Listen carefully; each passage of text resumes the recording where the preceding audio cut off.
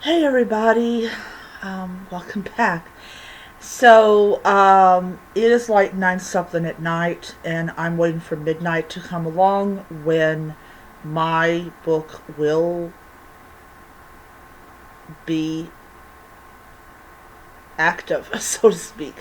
I actually went on to Amazon and I checked my account, or my thing, and actually I discovered that Amazon went ahead and basically, I'm gonna bring it up so I can um, do this. Um,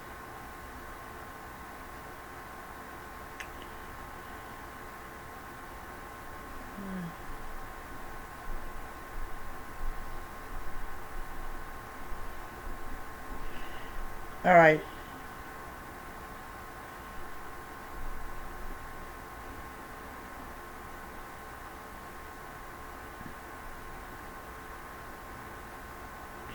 Yeah.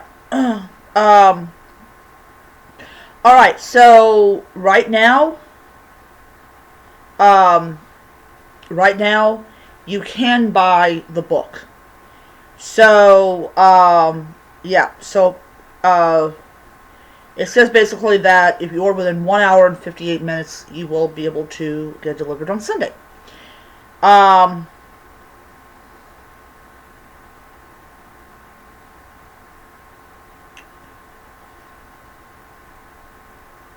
so yeah. Wow. Wow. I did not know they had a Pineapple Cozy Mystery Series. Interesting. All right. So, anyways, you can buy the book now. Uh, you just have to. Uh, you just won't get it until Sunday, which is weird. Amazon is weird on certain things. So, anyways, I am super excited about that and all that wonderful stuff. But the the reason behind this video is not to tell you guys that you can buy the book. It is to talk about something a little bit different than my book. The 12th, which was 2 days ago, the book until August came out. This book is actually not supposed to be published.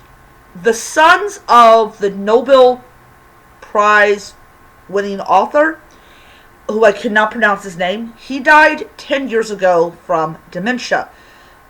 People say it's also known as Alzheimer's. And um, so before his death, he told his sons that he wanted them to burn the book. So instead of doing what they were asked to do, they published it. This really brings a lot of questions about final wishes and people's desire to either follow them or not follow them. So, for example, is Lillian Jackson Braun a decade or so ago passed away, and apparently she was in the middle of writing another Cat Who book. Unfortunately, for her, she passed away. Well, the book is never going to see the light of day. I don't know what happened to it. It might be lost in the annuals of time, but we're never going to get it. So we're never going to know what's going to happen to Quillerin and his cats. Now, on the other side, Elizabeth Peters, who's a pen name for an Egyptologist that I cannot pronounce her name, she passed away, I believe, in 2014 or 2000. I have to look it up, but in 2017, the final Amelia Peabody mystery was released, and we got the conclusion to that one. So when you look at these two authors, Lillian Jackson Braun, which we'll never know what happens to her characters, and Elizabeth Peters, which we do find out what happens to her characters. These are two female authors that died either before their final book was published or when they were in the middle of writing their final book or somewhat final book. These are people that either you know the author gave permission for them to publish the book, or the estate decided, no, we're not going to do this. But what the two sons did really raised a lot of ethical questions and a lot of, just basically that they're traitors to their father's memory. They were looking at the money, which is probably one of the reasons that they did it. But also, people are studying the book, especially people that have like crazy degrees, to kind of analyze the writings of somebody that has dementia or had dementia and how that affects writing style and all this type of stuff. And I thought it was interesting, but what I don't find interesting is them publishing the book.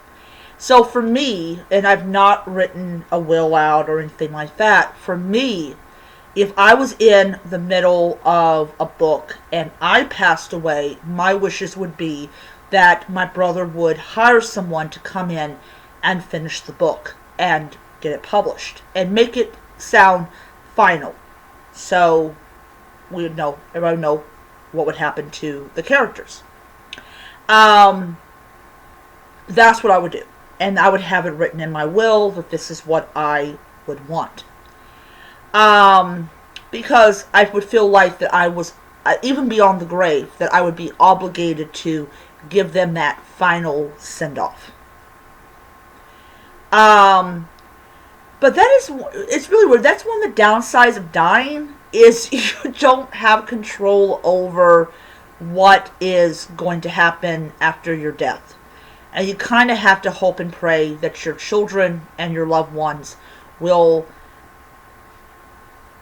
do what you want them to do. And it's kind of sad when they don't. So anyways, Until August is out in the UK. It probably will be coming to America. And we'll see what happens. There have been some pretty bad reviews from what I've read. And yeah, we'll see what happens. So I will see you guys around.